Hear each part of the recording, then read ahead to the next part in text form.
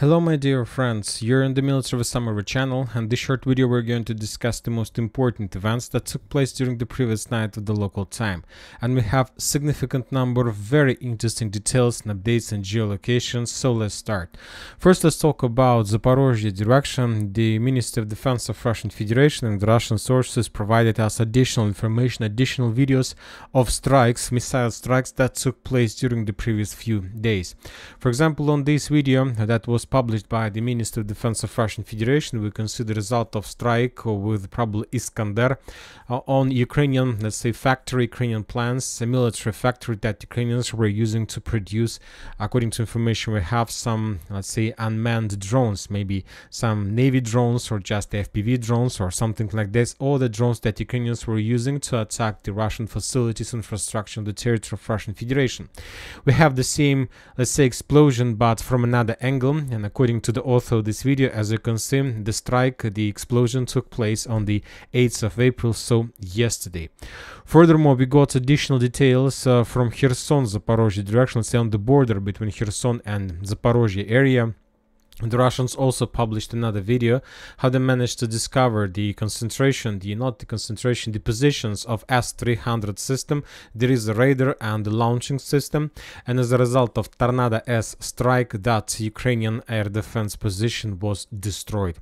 We see that's the damage, we see the radius of damage that Russians managed to deal. Obviously nothing could survive after such a strike. So as you can see, the Russians continue pummeling and destroying the Ukrainian positions in the deep rear, and Ukrainians can show anything, any air defense, any resistance to the Russian pressure. Now we are moving to the situation on the ground, and we received significant number of updates from the most important areas. And first I would like to discuss with you, I would like to start with Bilohorivka. For now I haven't adjusted the map, but I will do this after the end of the video, because for now I can't know for sure, can't tell you for sure how exactly should we change the color of map, because the Russians, as you can see, as a result of offensive operation, managed to establish control at least over some part of the terracon of the landfill to the south of Bilohorivka. This report we received from Syriac Maps. He updated his map already. He shows just one part, just a small part of the terracon under Russian control, so something like this. For now I believe that this is correct decision, because maybe some terracon is under Ukrainian control, but maybe it's better to change the color of entire area to the gray zone and this part to show the Russian control. Every single mapper made their changes based on this video. On this let's say part of the video, we can see the movements of Russian infantry, of Russian soldiers on the terracon, on the landfill. We see the flying of FPV drone above the Russian soldiers, and how the Ukrainians were bombing the Russians with FPV grenades. So very important situation, and if the Russians are able to dig in deeper on the landfill, obviously we can start counting probably even minutes before entire Bilohorivka falls. This is significant progress, significant victory for the Russian armed forces, and obviously now we can tell for sure that Bilohorivka will fall. It's just a matter of time. So I believe that it's better to change the color of Bilohorivka to the gray zone, the landfill, and this part to color in red, because understand the Russians didn't stop after they managed to achieve these results. Very likely they continue moving further, and the sources reported that when talking about the Ukrainians, the sources reported that Ukrainians didn't, let's say, counterattack. So the Ukrainians wasn't like interested to counterattack a lot, so it's like was too easy for the Russians, as I understand, based on the past. Now we are moving to Chasiv Yar direction. The Russians continue pummeling the area with toss flamethrower systems, with FAPs, with all types of weapons they have. They continue the artillery preparation, they continue destroying the Ukrainian positions, and very likely today we're going to receive more updates from the village, from the Bogdanovka village that located to the north of the Eastern Black Canal, and very likely the Russians are going to establish control over this part of let's say Chasiv Yar before the end of this week. Another video of how the Russians were bombing and attacking the Ukrainian positions on the Ukrainian side of the Seversky Donetsk Donbass Canal. Significant number of explosions, significant number of FAPs arrived in the area. Very likely that the situation is going to get worse and worse for the Ukrainians. Furthermore, the sources reported that the Russians continue advancing further along the railways, trying to bypass this eastern block and split the defense belt between Kalinovka and Chasiv Yar itself. So everything is going according on schedule of the armed forces of Russian Federation.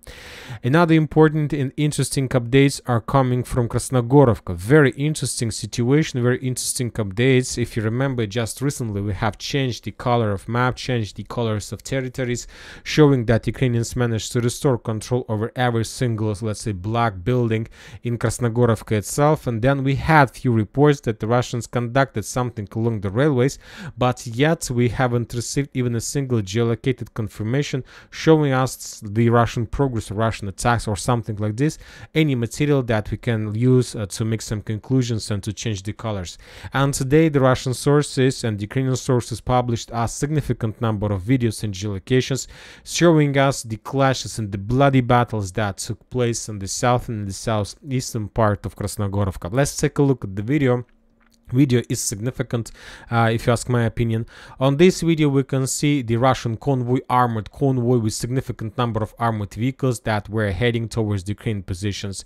At some point the convoy split in two parts. One part started moving inside of Krasnohorivka, inside of the Krasnohorivka that located on the Ukrainian side of the railways. Another group started moving further to the southern part of Krasnohorivka, and as you can see, according to this video, the Russians managed to break through the Ukrainian defense belt to enter Krasnohorivka and even to capture a building inside of Krasnohorivka. A few armored vehicles, of course, of the armed forces of Russian Federation were destroyed, but after the Russians landed the infantry, the Russians returned back to the main base, and they got another batch of infantry, another batch of assault troopers, and launched the second wave of attack. And as you can see on this video, the Russians were using something weird, some big tank, big armored tank, probably invisible and impenetrable for the Ukrainian weapon, and the Russians launched the second wave of attack. And as a result of the second wave of attack, the Russians captured or tried to capture additional territories on the southern part of Krasnohorivka. So that was a very bad bloody clashes. Of course, from this angle, from this video, it's very difficult to understand how exactly the Russians conducted that very successful operation. So I would like to discuss with you this operation in details and to give you understanding what did happen.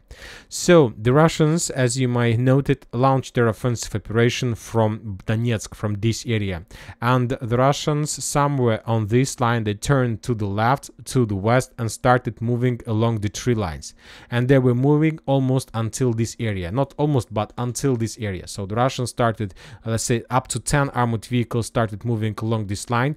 The Russians reached this part of the railways, and exactly in this area the Russians split into parts. The first Russian group continue moving further to the west in direction of Krasnohorivka itself, and the Russians arrived to the Shkolny Street and the 8th Street of 8th of March, and they landed the first batch of infantry here. So that was the first route of attack of Russian armed forces.